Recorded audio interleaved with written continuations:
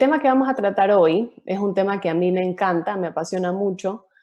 El tema es el poder del anclaje esquelético en la biomecánica actual. A mí, de todas las cosas en la ortodoncia, trabajar con anclaje esquelético es una de las cosas que más me gusta, eh, porque siento que me ayuda a lograr los objetivos de tratamiento que me gusta tener al final del tratamiento, o sea, la calidad del detallado, la calidad del trabajo.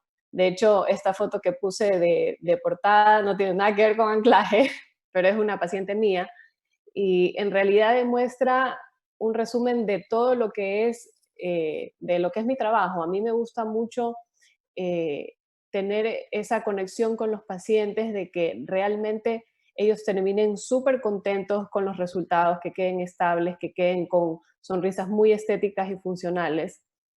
Y yo creo que parte de ese resultado que a mí me encanta, se lo debemos mucho al anclaje. Ahora, algo de lo que les quiero mostrar, que yo muchas veces no hago en las conferencias, pero hoy me quiero dar el tiempo, es de agradecer a todas las personas que han estado a mi lado ayudándome a crecer profesionalmente. Yo creo que gracias a todas estas personas que me han formado, que han sido mis amigos, que han sido mis maestros, mis mentores, mis colegas, eh, yo creo que el resumen de todas las presentaciones y los casos y todo es gracias a ustedes, gracias a ellos. Yo hace mucho tiempo hice, bueno, mi especialidad. Mi especialidad personalmente a mí me superó mis expectativas, me encantó. Nosotros vimos anclaje esquelético desde que yo estaba en el posgrado. eh, y bueno, ahí arrancó, porque yo lo hice desde el día que estaba en la especialidad. Y bueno, poco a poco la experiencia clínica también es muy valiosa, ¿no? Hace unos años atrás, una amiga mía, muy buena amiga, una de mis mejores amigas, ortodoncista, que es la doctora Estefanía Julián, me dice: Yuli, hay un congreso en Buenos Aires y está el doctor Sugawara. Y me dice, le dije que vamos a ir a la clínica de él a hacer unas pasantías y me dijo que bueno, me dice, vámonos a Japón. Y yo le dije, ¿en serio? Y me dijo, sí, vamos, vamos. Nosotros estuvimos 3 semanas en el año 2014, ya hace mucho tiempo, en su clínica, viendo todos los pacientes, todos con una documentación espectacular, porque tienen registrado desde el día que el paciente llega, todo, absolutamente todo, con fotografías, con historia clínica, o sea, un respaldo genial.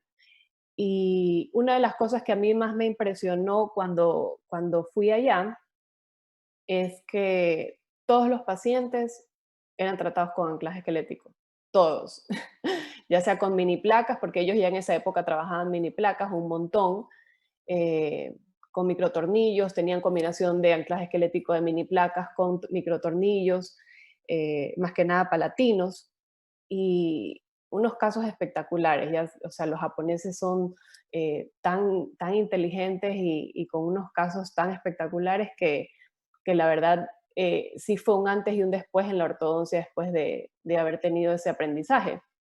Y luego pasaron los años, eh, pues toda la familia de Forestaent, que también me ha acogido eh, y me ha formado, porque Patrick, Lina, se han portado divinos. Yo cada vez que tenía una duda los llamaba, les escribía y desinteresadamente me contestaban, ¿no? Y la verdad es que eso yo lo valoro muchísimo.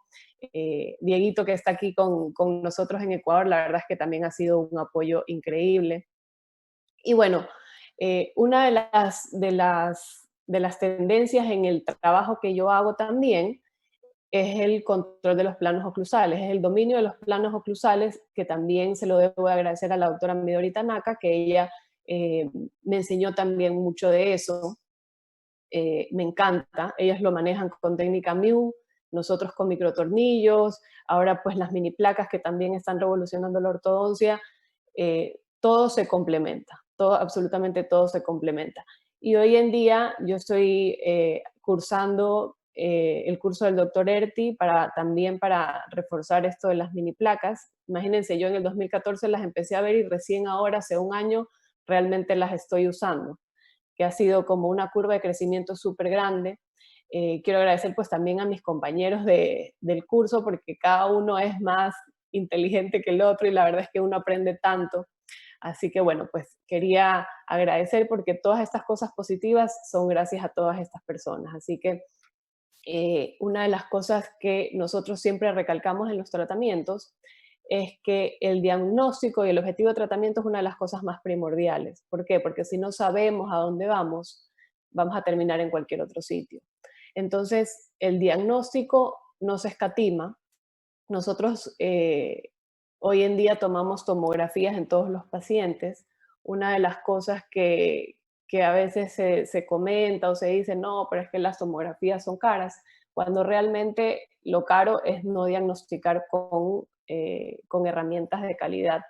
Entonces, las tomografías nos dan muchísimo, muchísimo valor a nuestros tratamientos, que es lo más importante, para establecer los parámetros de los que queremos llegar. Entonces, una de las cosas que nosotros trabajamos mucho en la clínica, nosotros trabajamos mucha ortodoncia multidisciplinaria, yo trabajo con un equipo de especialistas y una de las cosas que más me gusta ver es cómo nosotros tenemos mucha diversidad de pacientes, desde jóvenes hasta adultos mayores, y las características que nosotros trabajamos en ellos, la verdad es que es de mucho detalle. Y nosotros analizamos mucho la sonrisa de los pacientes para poder devolver eso. Entonces, tenemos que diferenciar que no es lo mismo tratar pacientes chicos a pacientes más adultos. Entonces, eh, una sonrisa, nosotros estamos acostumbrados a que la sociedad un poquito nos impulsa a tener esta tendencia de querer ser más jóvenes. Entonces, nosotros pues también en la ortodoncia pues tratamos de dar la mayor sensación de juventud posible. Ahora, igual las personas mayores son más lindas porque tienen más conocimientos que nosotros. Entonces, mientras más grandes somos, más conocimientos tenemos. Eh, el punto de partida que nosotros manejamos es la posición de labios en reposo. ¿Por qué? Porque esa es la posición y la altura donde nosotros vamos a determinar, bueno, vamos a subir, vamos a bajar los dientes, la sonrisa, los corredores, vamos a intruir atrás, vamos a extruir atrás. Entonces, la sonrisa y la posición de reposo son vitales para nuestro diagnóstico y para nuestro plan de tratamiento. Ahora, una de las cosas de las herramientas que también pues que nosotros valoramos mucho son las posiciones articulares. Nosotros estamos moviendo absolutamente todo, el cráneo, toda la articulación. Entonces, nosotros tenemos que tener mucho cuidado con el trabajo que vamos a hacer. Y bueno, hoy en día en las tomografías, los estudios que estamos aprendiendo, y porque esto es algo nuevo, nosotros hemos hecho por cientos de años cefalometrías 2D y ahora estamos en esta transición de hacerlo totalmente 3D, lo cual es una genialidad porque son herramientas que antes no teníamos.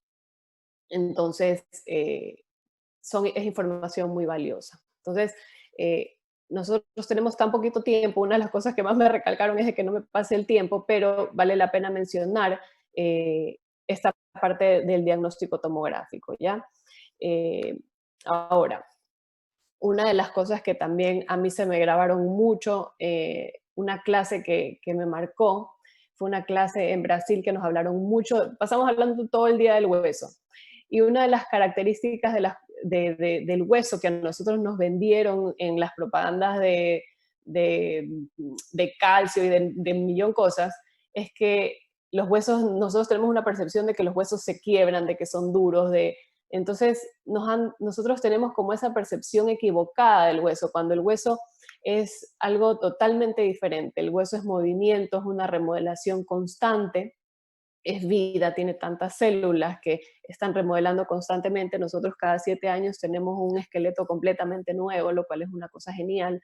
Y nosotros tenemos que saber sabiamente trabajar con este hueso que es por donde nosotros vamos a mover los dientes. Entonces, esto ya también ya lo han comentado en unos webinars, vi que el doctor Douglas, el doctor Patrick también ya han hablado mucho de las densidades de huesos, sin embargo yo también lo voy a mencionar, porque para mí es una de las cosas más importantes de donde nosotros vamos a trabajar. Entonces nosotros tenemos diferentes densidades de hueso tenemos densidades tipo 1 y tipo 2, que son las más duras, que son corticales súper anchas. Entonces, cuando nosotros utilicemos nuestros anclajes en este tipo de densidades de hueso, es donde más anclaje cortical vamos a tener, lo cual es súper bueno. Y tenemos pues también anclajes, huesos tipo 3 y tipo 4, que son huesos un poco más blandos, con corticales más finas, huesos más esponjosos. Entonces, una de las cosas que sabemos es que mientras más fina sea la cortical o el hueso más esponjoso, el microimplante o el tornillo se puede perder. Entonces, nosotros tenemos que trabajar en densidades más altas, tipo 1, tipo 2, para que nosotros podamos trabajar con el tornillo bastante tiempo. En tipo 3 y tipo 4 funciona, a lo mejor tornillos más largos, que ya eso lo vamos a ir viendo poco a poco, pero si podemos trabajar en densidades tipo 1 y tipo 2 es genial. Ahora, ¿en dónde encontramos estas densidades de hueso? Nosotros tenemos que usar la remodelación como una herramienta de nuestro tratamiento, porque es parte de nuestro tratamiento. Por ejemplo, en el maxilar superior, en la zona posterior, tipo 3, tipo 4, o sea, es más comparado con una madera de tipo balsa, es un hueso más suave, entonces puede ser que en esas zonas los tornillos duren un poquito menos de tiempo. Eh, pero en cambio, por ejemplo, en la zona infracigomática es hueso muy duro, hueso tipo 1, el cual si nosotros colocamos ahí tornillos o mini placas, es muy bueno, es un hueso muy bueno porque es un hueso muy duro. En la parte anterior de los dientes es un hueso tipo 2, a veces hasta tipo 1, pero es más tipo 2. Y en el maxilar inferior, en el buccal shelf, tenemos hueso tipo 1. Esta parte anterior de la mandíbula puede ser tipo 2. Esta parte de los incisivos así es a veces hasta tipo 1, es bien dura. Eh, pero bueno, eso también varía de cada paciente, todos somos diferentes. Eh, y en el paladar tenemos densidades más tipo 2, lo cual también es súper bueno. Lo que tenemos que tener en consideración en el paladar es que el, el espesor de la encía es grueso, entonces nosotros tenemos que calcular ese espesor para que por lo menos cuando coloquemos microimplantes o anclajes tengamos unos 5 milímetros de tornillo dentro del paladar. Ahora, específicamente hoy yo les quiero mostrar casos o detallitos de casos que yo trabajo con estos microimplantes.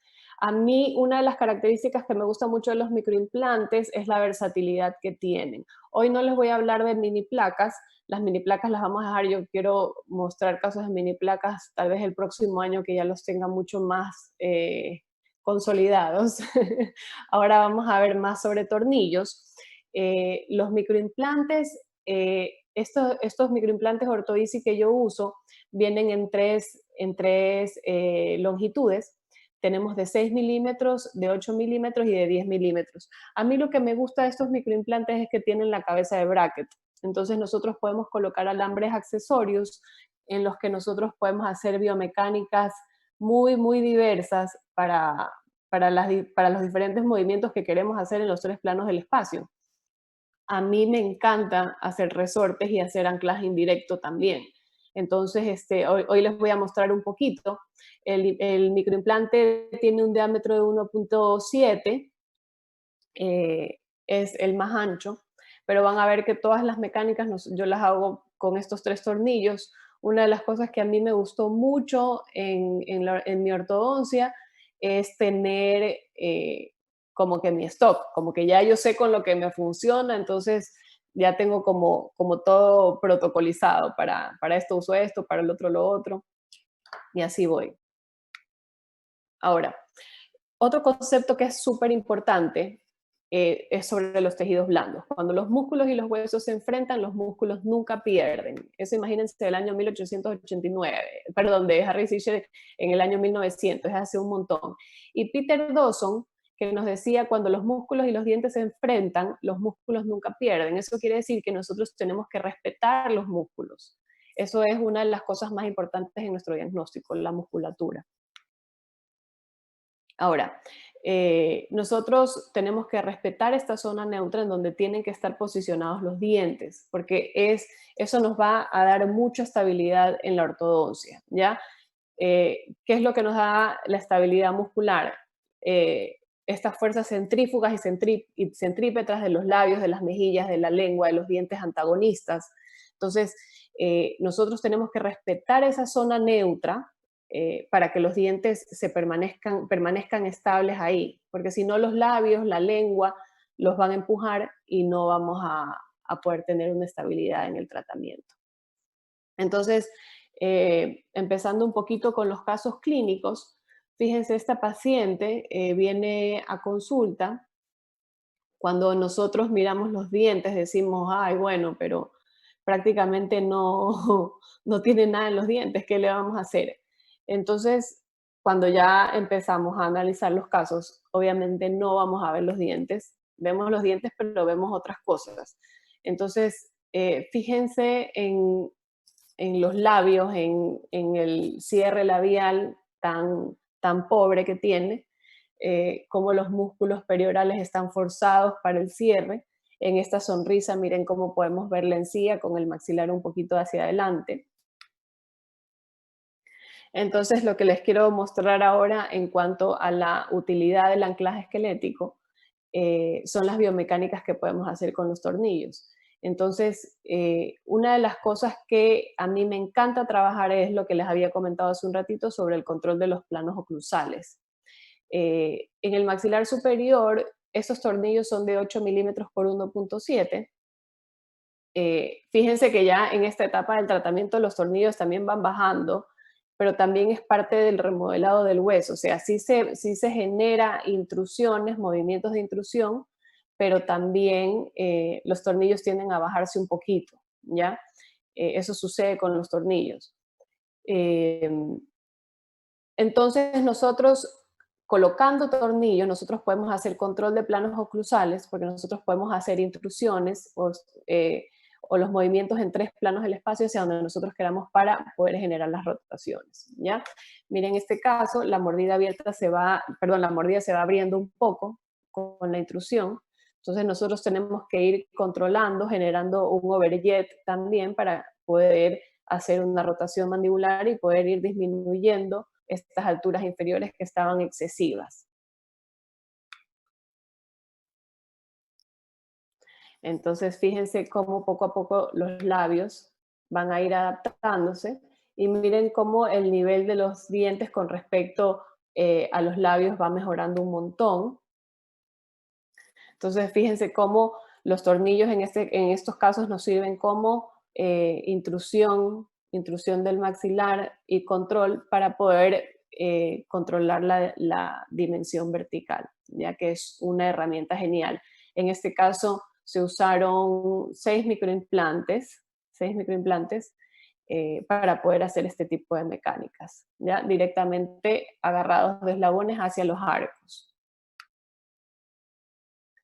Ahora, la zona neutra también está invadida por dientes cuando los dientes se extruyen por falta de antagonistas. Entonces, la estabilidad también se da por los puntos de contacto de los dientes y que los dientes estén completos, que tengan todos los dientes sus antagonistas y que estén en contacto. Entonces, como ya sabemos qué sucede cuando los dientes no tienen antagonistas, ellos se extruyen hasta que tienen una fuerza igual o opuesta que los detenga. Entonces, una de las cosas también súper chéveres que nosotros podemos hacer con los microimplantes, que es con el anclaje esquelético, es ayudar a los rehabilitadores a poder terminar sus trabajos, porque por ejemplo esta paciente ya había tenido ortodoncia, necesitábamos hacer la introducción de esta muela, de este segundo molar, para poder rehabilitar un implante del maxilar inferior, de un 7. Entonces, esto es un tratamiento que prácticamente se manejó con tornillos, solo para control vertical de esta muela que estaba extruida. Y me parece genial, porque fíjense en esta foto, aquí podemos aprender muchísimo porque tenemos muchos datos aquí importantes. Uno de los datos importantes es que entre 6 y 7 está la arteria palatina, entonces hay que tener cuidado cuando vayamos a colocar tornillos en esa zona. y también pues no invadir esa zona colchonadita del paladar porque puede ser que ahí también es muy vascularizado. Entonces a mí una de las cosas que yo les comenté que me gustaba bastante es trabajar anclaje indirecto, como en este caso el tornillo del paladar es un tornillo de 10 milímetros que está entre 5 y 6. Ese paladar, ese paladar, ese tornillo que es de 10 milímetros en la cabeza del bracket, si ven que tiene un resorte y tiene un gancho, ese gancho es una extensión para el botón que está en el 7 y hacer una fuerza justo en el centro de resistencia del diente. Entonces vamos a tener una intrusión bastante pura. Y en vestibular, el tornillo de vestibular es un tornillo de 6 milímetros. Ese tornillito de 6 milímetros, la paciente tiene como un torus, ahí sí le ven como un torus, entonces no es ni interradicular ni frasigomático tampoco, pero está puesto como en ese pedacito de hueso, que es como un torus, una exostosis de hueso. Eh, y lo interesante es que con esa mecánica, fíjense también. Bueno, ya les voy a decir lo otro, pero bueno, en esta foto, bueno, nosotros podemos ver la intrusión, fíjense que ya podemos ver el implante colocado abajo, el rehabilitador necesitaba espacio para colocar la corona. Entonces miren el nivel de intrusión que se puede generar. En este caso en vestibular lo activé directamente con cadenas elásticas, puede ser también activado con hilo elástico, en la segunda foto está con hilo elástico de 0,30 que también me encanta, que anda súper bien para este tipo de mecánicas. Y lo que les quería mostrar son los surcos, fíjense en los surcos. Con los mismos microimplantes nosotros podemos trabajar para hacer cuplas y miren cómo al final los surcos coinciden. Nosotros trabajamos con los microimplantes cuplas para hacer las tracciones y poder rotar un poquito el diente y que los surcos queden continuos. En este caso lo que hice fue anclar por vestibular y como el tornillo estaba más mesial, el tornillo palatino está hacia mesial, coloqué un elastiquito para poder hacer la rotación del molar. Entonces ahí ya quedó alineadito. Ahora, una de las cosas que me encanta trabajar con los microimplantes son los tornillos infrasigomáticos. Entonces les voy a mostrar ahorita un casito también. Para todas estas mecánicas, y prácticamente hoy en día yo sí hago extracciones de los terceros molares a casi todos los pacientes, por ejemplo, intrusiones, estos movimientos tan grandes necesitamos tener ese espacio posterior, porque el apiñamiento posterior no estamos acostumbrados a considerarlo, pero es importante. Entonces ese apiñamiento posterior hay que resolverlo con las extracciones de los terceros molares muchas veces. Ahora, una de las dudas que yo tenía cuando recién terminé la especialidad, porque no entendía, era, ¿qué hago cuando hay una clase 2 segunda? Porque, ¿qué pasa? Una clase 2 subdivisión, que hay clase 1 de un lado y clase 2 del otro. O sea, ¿qué haces? Rotas, no rotas, sacas extracciones asimétricas, no me gustan, entonces nunca hago extracciones asimétricas. Eh, y recuperar el espacio hacia distal me parece que es una de las cosas más espectaculares que tenemos hoy en día. Los movimientos fisiológicos de los dientes son hacia distal, entonces es increíble todo lo que nosotros podemos lograr con el espacio posterior, siempre y cuando nosotros hagamos una intrusión posterior, porque no podemos abrir la mordida. O sea, tenemos que nosotros siempre tener un control vertical posterior. Así lo hagamos en 2 fases, tenemos que hacerlo.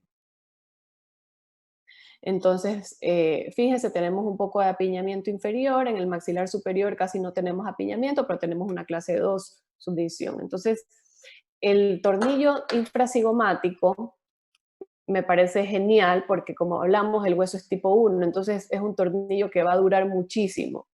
Ahora, este es un tornillo de 10 milímetros. Una característica o un tip para colocar este tornillo es que la cabeza del tornillo siempre quede más o menos a la altura de la línea mucogingival.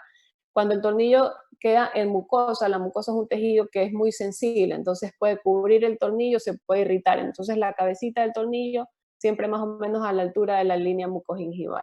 Entonces va ahí rectito. Una guía es que entre 6 y 7 en pacientes adultos está la cresta infrasigomática, de todas maneras hay que palparla. En los niños están entre 5 y 6 y a medida que va creciendo el paciente, pues se va un poco más para atrás. Ahora, en los niños, en chicos mayores de 11 años que ya les pongo tornillos, yo normalmente pongo de 8 milímetros, no pongo de 10 en cresta infracigomática y anda súper bien, no se salen y es suficiente porque es un hueso duro, entonces no necesitamos un tornillo tan largo. De 10 sí pongo en adultos porque sí me parece que tiene que quedar bastante longitud para que la mucosa no se irrite y ande bien, ¿ya? Entonces ahí podemos hacer mecánicas, en este caso está haciendo una tracción hacia distal directamente desde el canino. Hoy en día a mí me gusta trabajar más con slidings o con hooks crimpables para no hacer esfuerzos sobre un solo diente, sino sobre el bloque. Entonces, ahí está el microtornillo en la radiografía de control. Una de las cosas importantes de lo que yo les comentaba es que tenemos que hacer control vertical. Entonces, ese mismo tornillo nos sirve para hacer el control vertical de las muelas en la distalización de ese lado. Esto es un ejemplo de otro paciente, pero son diferentes mecánicas para instalar. El sliding anda súper bien con microimplantes, con mini placas, inclusive con elásticos intermaxilares, pero a mí me gusta con tornillos, no lo uso con elásticos intermaxilares. Pero podemos poner un pedacito de resorte, espiras abiertas para potencializar el sliding. Entonces, colocamos un resortito atrás y pues eso nos va a ayudar a instalar. También puede ser directamente de hook crimpable y a mí me gusta mucho usar elásticos de canino a premolar para ir consolidando las clases caninas, ¿ya? Ahora, un estudio sobre cresta infracigomática, este es un estudio del 2007, es un estudio del espesor de la cresta. La cresta más o menos mide de 5 a 9 milímetros. Entonces, nosotros estamos usando con estos promedios, que es de 9, yo estoy usando tornillos de 10, ¿ya? Porque es suficiente, no necesitamos tornillos más largos. Inclusive en la literatura dicen que puede ser tornillos de 14, de 12, pero a mí con los de 10 no me da problema. Ahora, una de las dudas que también se nos pueden venir a los ortodoncistas es que qué pasa si es que se va el seno maxilar. En los estudios, bueno, esto para los cirujanos normalmente no es nuevo, pero no había muchos estudios con microimplantes porque antes no se hacía tanto. Pero en general no pasa nada si es que se perfora un poco, si es que se llega un poquito. O sea, en este estudio más o menos hablan de 1 milímetro. Entonces, no hay que usar tornillos tan largos, a no ser que el paciente lo requiera, pero con 10 es suficiente. Entonces, que entre 1 milímetro del seno, él se va a regenerar bien, si es que no pasa nada. ¿Ya? Entonces, fíjense cómo podemos lograr la coincidencia de líneas medias, la clase canina. A mí me gusta mucho apretar los puntos de contacto, uso cadenas de 7 a 7 al final del tratamiento eh, para consolidar los puntos de contacto. ¿Ya? Ahí vemos ya la clase 1 y este es el final del tratamiento. Se hizo como una gingivectomía chiquitita arriba, pero al final no se hizo alargue con hueso. Nosotros igual sí nos fijamos mucho en los detalles de la encía, de los dientes, esos corredores, esas troneras incisales, son detalles que cuidamos mucho. Entonces, parte de la estética final del paciente hacemos como una valoración estética al final, que es lo que nos va a decir eh, qué tenemos que hacer con la parte de rehabilitación en caso de que se necesita. La ortodoncia siempre debe ser como la primera alternativa. ¿Ya? Entonces así es como queda, este es el final del tratamiento, con microimplantes en cresta infracigomática, que me encanta. Ya, los retenedores, y así es como queda el paciente, queda preciosa. Fíjense la sonrisa, ahí perdón que se ven ese cortecito de la encía, pero bueno, ese fue el día que se la cortó. Y la exposición en reposo, que nosotros la valoramos mucho, y como les decía, es nuestro punto de partida y lo valoramos al final porque son dimensiones que nos van a dar mucho, mucho valor estético a nuestros tratamientos. ¿Ya? Ahora, les voy a mostrar este otro casito. Este es un caso que me encanta porque este caso tiene de todo un poco, tiene varias herramientas, varios microimplantes, es una combinación de todo, es un híbrido. Entonces, esta paciente es una paciente de 40 años que llega a la consulta, viene porque quiere hacerse ortodoncia y en realidad bueno, la deriva el rehabilitador. ¿Y cuál es el motivo principal? El motivo principal es que ella tiene los dientes para adelante y no le gustan. Y ella nos decía, bueno, pero ¿cuáles son las alternativas? Podemos hacer ortodoncia, carillas. Y una de las cosas que nosotros cuidamos mucho, mucho, mucho en nuestros pacientes es que se hagan tratamientos conservadores. Entonces, a nosotros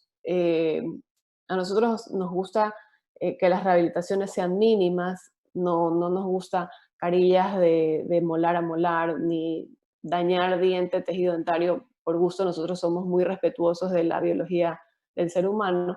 Entonces, nosotros siempre proponemos ortodoncia al inicio del tratamiento y los rehabilitadores con los que yo trabajo pues también valoran mucho eso.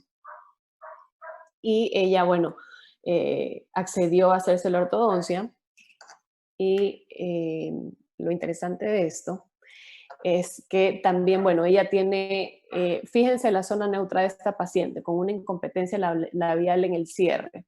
Sus labios están forzados, el grupo mentoniano está arrugado. Y el perfil de emergencia de los dientes en la vista lateral es algo que también miramos muchísimo.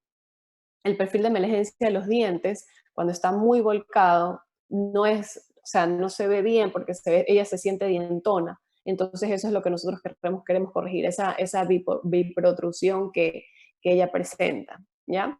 En este caso yo tengo las tomografías, está todo súper bien documentado. eh, y una de las cosas que a nosotros se nos planteaba como duda era, a ver, ¿cómo corregimos esta biprotrusión? A ver, nosotros tenemos varias alternativas para generar espacio. Extracciones, hacer stripping, distalar. ¿Qué hacemos? Entonces, yo la verdad es que tengo que confesar que no me gusta hacer extracciones. Casi todas mis ortodoncias son sin extracciones, en la medida de lo posible. Hoy en día con los anclajes creo que tenemos muchas alternativas para no hacer extracciones. Así que eh, investigué mucho para tomar la decisión porque no quería sacar dientes. Entonces, fíjense, paciente adulta, aproximadamente en los 40 años, presenta unas recesiones. Ojo, los pacientes nosotros los chequeamos periodontalmente de cabeza a pies, o sea, siempre el sondaje periodontal es lo primero, o sea, el paciente se sienta y hacemos sondaje periodontal, ver que el paciente esté completamente estable. Entonces, bueno, ella ya es una paciente que tiene pues pérdidas dentarias, sus coronitas y sus cosas, entonces yo decidí que no le iba a sacar dientes. Eh, Ahora, uno de los retos más grandes también era de que ella quería un tratamiento estético, entonces yo decía, bueno, ¿cómo hacemos? Eh, pero la verdad es que una de las cosas que me gusta de la ortodoncia es que nosotros tenemos muchas herramientas para solucionar nuestros casos. Entonces viene Patricia y me dice, Julie, ponme brackets linguales. Y yo, chuta, ¿cómo lo va a corregir esto con brackets linguales? Pero la verdad es que sí tenemos mecánicas para hacerlo. Entonces yo dije, bueno, lo voy a hacer, vamos a trabajar con brackets linguales. Obviamente no va a ser todo por lingual porque necesito apoyos vestibulares para poder hacer las mecánicas de movimiento. Y bueno, ella accedió y sin ningún problema. Entonces, estos brackets linguales son unos brackets linguales 2D que no tienen prescripción, son 0 grados. Entonces, para mecánicas de deslizamiento y para distalamiento nos viene súper bien porque los dientes no se anclan en las corticales. Entonces los podemos manejar muy, muy, muy bien. Y son muy chiquitos, tienen más o menos aproximadamente 1,7 milímetros de espesor. lo cual los hace muy cómodos, los pacientes se sienten muy cómodos con este tipo de aparatología porque no molesta y no se ve. No molesta en el sentido de que no pinchan y pues es una ortodoncia totalmente invisible. Ahora, no totalmente porque, bueno, aquí yo sí le puse brackets vestibulares, pero fíjense que en los molares inferiores le puse los tornillos de 2D también. No le puse tornillos con, perdón, tubos con, tubos con prescripción, sino que son tubos 0 grados también para facilitar el deslizamiento y el distalamiento. Entonces, en este caso, nosotros tenemos una aparatología lingual. Yo sí trabajo hasta los segundos molares en todo, vestibular, lingual, todo.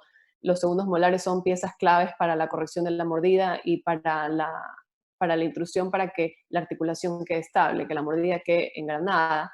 Entonces, eh, bueno, procedemos a hacer la colocación de los aparatos y ella tiene 2 tornillos, 2 anclajes en el sector palatino, 2 tornillos de 10 milímetros en el maxilar superior y tiene en el maxilar inferior, en la zona de dente, tiene un tornillo de 6 milímetros, de 6 por 1,7, que es este tornillo donde está, le puse un capuchón de resina para poder jalar.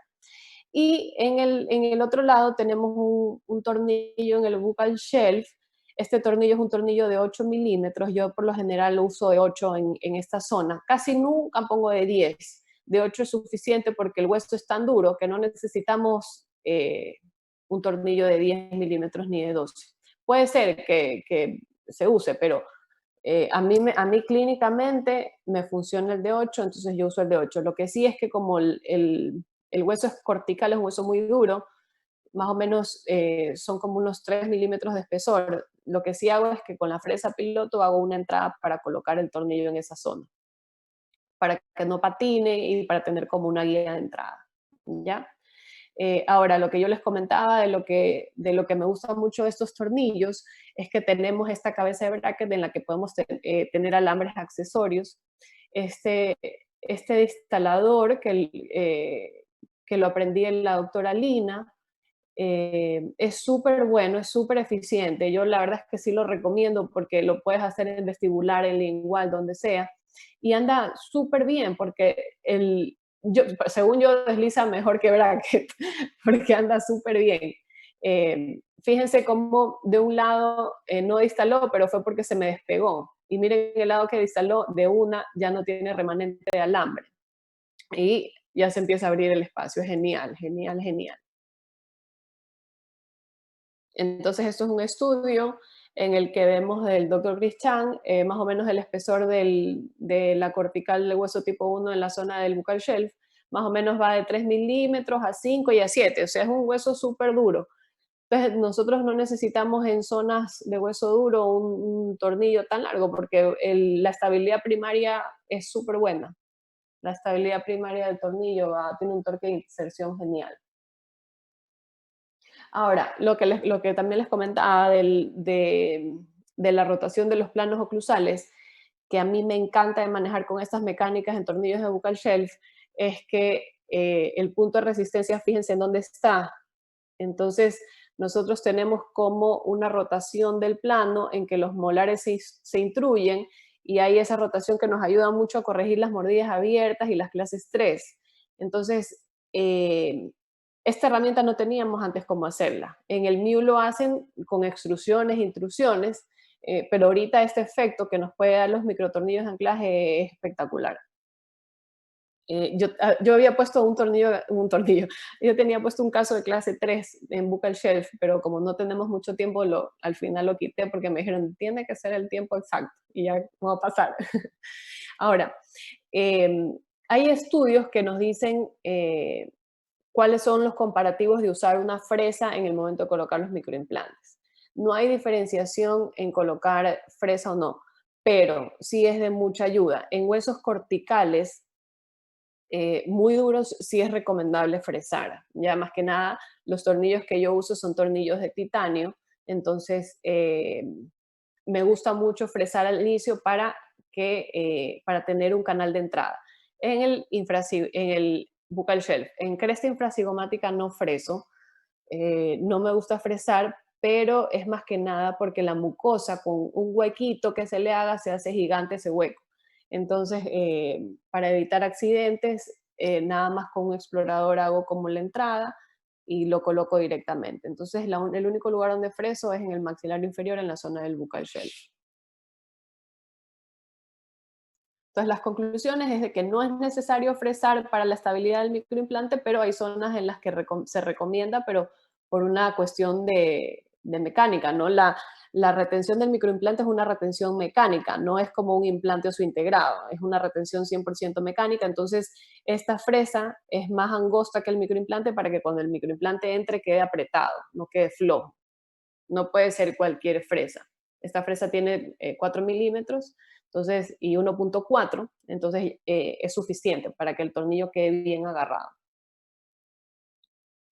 Eh, bueno, en la mecánica seguimos avanzando, o sea, sigue avanzando el distalamiento. Este es el progreso del caso, perdón, se me acabó el tiempo. Eh, este es el progreso del caso, seguimos distalando. A mí me gusta trabajar, por ejemplo, en el del buccal shelf, hasta 3 cadenas elásticas puedo poner, y en el maxilar superior, pues que tenemos estos resortes, nosotros los vamos potencializando con resortes de espiras cerradas cada vez que queremos aumentar la longitud del instalamiento, ¿no? Entonces, fíjense cómo se va instalando y a la vez ya colocamos una cadena para ir haciendo la retracción al mismo tiempo. O sea, se va instalando y vamos jalando, jalando, jalando. Ya, mm, vamos avanzando. Fíjense el tornillo del paladar, este es el tornillo que está en palatino, no está tocando las raíces, todavía hay mucho espacio, o sea, a pesar de que se hizo el instalamiento, hay mucho espacio adentro para seguir moviendo. Estos son los elásticos que les digo que me gusta mucho usar para, para adaptar las clases caninas, son elásticos cortos de canino premolar. En este caso, que es igual, es un octavo medium, pero en vestibular hago un octavo heavy. ¿Ya? Ahora, una cosa importante de lo que conversamos en el distalamiento. Yo aquí coloqué tubos vestibulares y después coloqué tornillos en vestibular también para hacer más intrusión. En los instalamientos hay que tener mucho control vertical. Entonces, miren cómo con el mismo tornillo podemos trabajar resortes, como en este caso. Hacemos una extensión de alambre para hacer intrusión molar para corregir verticalmente los puntos de contacto prematuros. Entonces, como siempre, uno revisa los puntos de contacto y ves que primero están los 7 y después aparece un lado del otro, eventualmente toca hacer una intrusión de los dos lados. Entonces, fíjense aquí, en esta foto yo estoy intruyendo tanto el lado derecho como el lado izquierdo en la zona posterior, porque en el distalamiento se generan puntos de contactos posteriores, entonces hay que hacer una intrusión para controlar verticalmente al paciente. Entonces, seguimos cerrando puntos de contacto.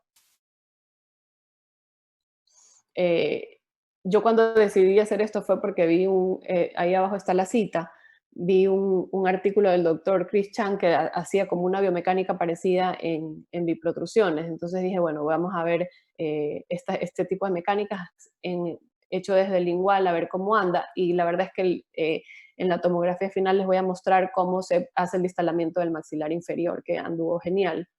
Y bueno, verticalmente pues también se trabajó aquí el espacio para la colocación de los implantes antagonistas, que todavía no se los ha hecho, pero el espacio está ahí cuidándose, ¿no? Entonces, fíjense cómo una biprotrusión sin extracciones, que podría haber sido un tratamiento tal vez de extracciones o de mucho stripping, que hubiera sido algo muy agresivo, en lo cual no es conservador, lo podemos solucionar con anclajes esqueléticos. Entonces, fíjense el perfil de emergencia de los dientes, qué bonito que va quedando. Este es el antes y después, bueno, antes y durante, porque ahí todavía está con brackets, si ven de un lado tiene todavía brackets. Y una de las cosas que más me gusta cuando hacemos este tipo de mecánicas es cómo la zona neutra va respondiendo a favor del tratamiento y cómo la compresión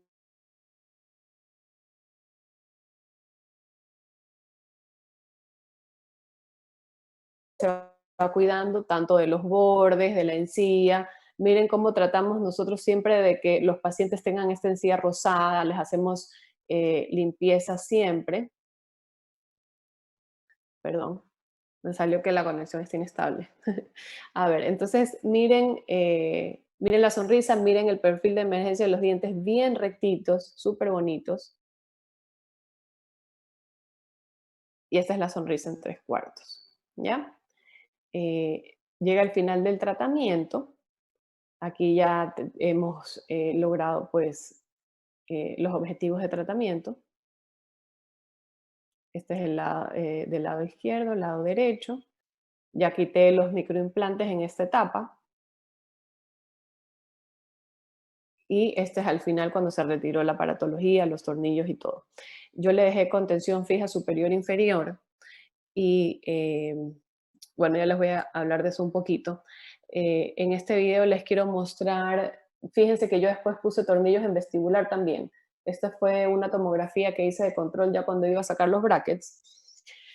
Eh, Ahí está el tornillo del buccal shelf y este apoyo vestibular también de los tornillos, porque necesitaba un poquito más de intrusión de ese lado.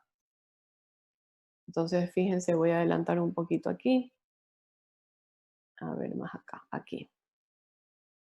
Entonces, miren el movimiento. Ahí, ay, perdón, se me fue, perdón. Ya. Ahí vamos a ver cómo se hace el distalamiento. Esto es una superposición de la tomografía inicial con la tomografía final. Ahí se ve el movimiento, cómo los dientes se van distalando. Los que están en transparente son los dientes antes del tratamiento y los que están en color blanco son después del tratamiento. Entonces, fíjense, esa es la cantidad de distalamiento que se hizo. ¿Ya? Ahora, esto es cómo quedó el tratamiento después, ya en esta misma tomografía, ahí se ven todos los tornillos y las posiciones condilares.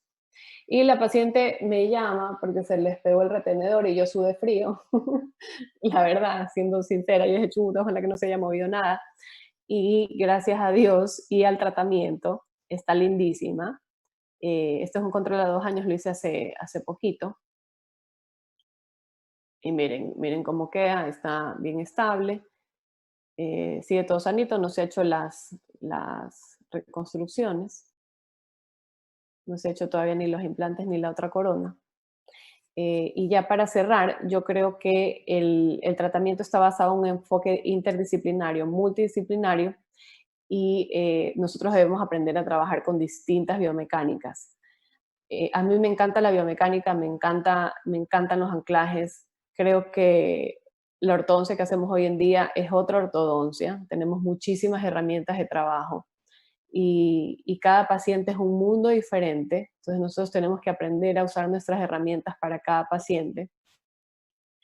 Esto aquí yo lo escuché una vez, no puse de quién porque la verdad es que no me acuerdo, pero es algo que se me quedó grabado en el corazón y es que lo natural de la naturaleza es la variabilidad, es que todo es variable.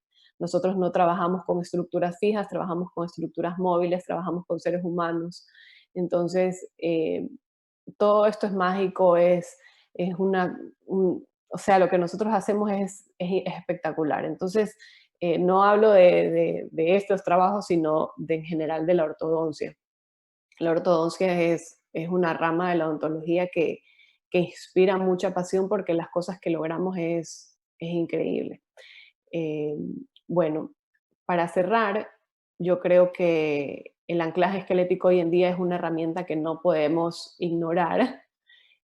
Nosotros trabajamos con anclaje esquelético yo desde hace mucho tiempo y no veo hoy mi práctica sin anclajes. Creo que todos los efectos que nosotros podemos controlar, movimientos indeseados, protrusiones, nosotros podemos ir guiando el apiñamiento hacia donde nosotros queremos con estos anclajes. Entonces, si no lo hacen, yo los invito a que lo prueben y si es que ya lo hacen y lo manejan, increíble, me gustaría poder compartir con todos muchas más ideas y poder seguir aprendiendo mucho más de esto, porque la verdad es que para mí esto es un mundo totalmente diferente. Así que muchas gracias. No sé si dejo por aquí de compartir la pantalla. Perdón, Fede, que me pasé un poquito del tiempo. No te preocupes, cualquier mundo va a pensar que yo te tenía así como que Sí, sí, sentenciada sí, con sí, el sí, tiempo y sí, con el así. horario. Ajá, ajá. tampoco Sí no me fue pasé tan un así. poquito, ya, pero ya está bien. Bueno, no, muchísimas gracias, como siempre, muchísimas gracias, tus presentaciones espectaculares, tu material espectacular, sobre todo tu fotografía, la adoro, me encanta la fotografía eh, Gracias. que manejas. Y bueno, tenemos varias preguntas déjame ver, de estas horas, altas horas de la noche, ya necesito las gafas para leer. Eduardo, hello. Veamos, dice, el doctor Álvaro Rivas, buenas tardes, doctora. En un caso clínico donde se mostraba extruido un molar superior, usted instaló un microtornillo en el paladar con un brazo accesorio. ¿Cómo evita Ujú. que, cómo evita que producto la fuerza, el microtornillo no gire sobre su eje? Ah, ¿Cómo entiendo, sí. O evita sea, que que no se afloje, porque como estás haciendo fuerza, de que el se tornillo se desactive? va para el Claro. mismo lado. Ajá, ajá. No, no me pasa. Nosotros, cuando yo hice la especialidad, a mí me enseñaron que para que eso no pase, o sea, había que como que anclar el tornillo al alambre o alguna otra cosa. Eh, o sea, como anclarlo indirecto a otro lado para que el tornillo no tenga esa rotación. Pero la verdad es que en mi experiencia no pasa que rota, sí queda bien estable. También un tip es que sí se active un poquito el resorte, que se active un poquito el resorte y que quede bien ligado. No, no me pasa que se me desenrosca. No. Ok. Pregunta si pones tornillos bicorticales. No, no, la verdad es que no. Ahorita lo que más uso son buccal shelf infrasigomáticos, es lo que prácticamente uso en casi todos los pacientes. Los palatinos también me ayudan un montón, pero no son bicorticales. Una vez, lo que pasa es que, por ejemplo, en el maxilar inferior, cuando es muy chiquito, sí o sea, se me ha ido, pero sin querer, o sea, no es porque lo he querido hacer. Y la puntita del microimplante sí queda como bicortical, pero me pasa que a veces si se me pasa un poquito me pincha por dentro. O sea, como que se me ha ido de largo y me ha pinchado. Pero no, por lo general los dejo solo con una sola cortical. Entonces lo que hago es que trato de no poner tornillos en zonas que sé que el remodelado del hueso va a ser muy rápido. Por ejemplo, en zonas de densidades tipo 3 y tipo 4.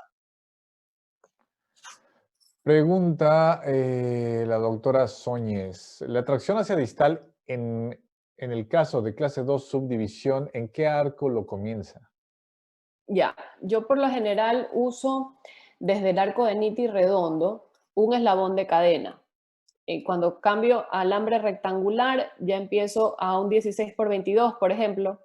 Por lo general yo uso un niti redondo, que puede ser un 12 o un 14. Ahí ya activo un eslabón de cadena nada más. En el 16 por 22 ya lo activo unos dos eslaboncitos, un poquito más, y hasta una cadena entera, o sea, el doble del tamaño.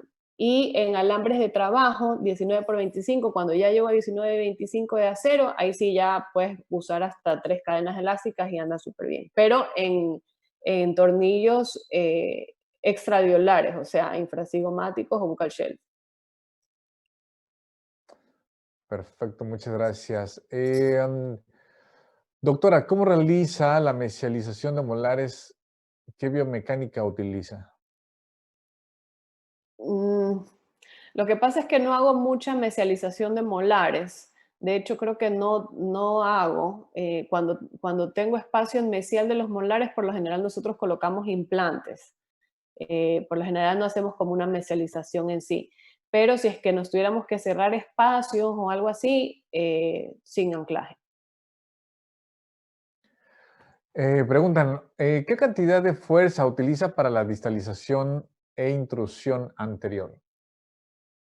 Más o menos unos 100, 150 promedio gramos de La, fuerza. la Ajá. doctora Priscila dice, doctora, al distalar molares y no tener control vertical, ¿se puede causar una dislocación condilar? Sí, claro. Sí, hay que trabajar de ley el control vertical, de ley. Sí, sí, hay que trabajar, porque sí se puede hacer, va a quedar distraído el cóndilo si no.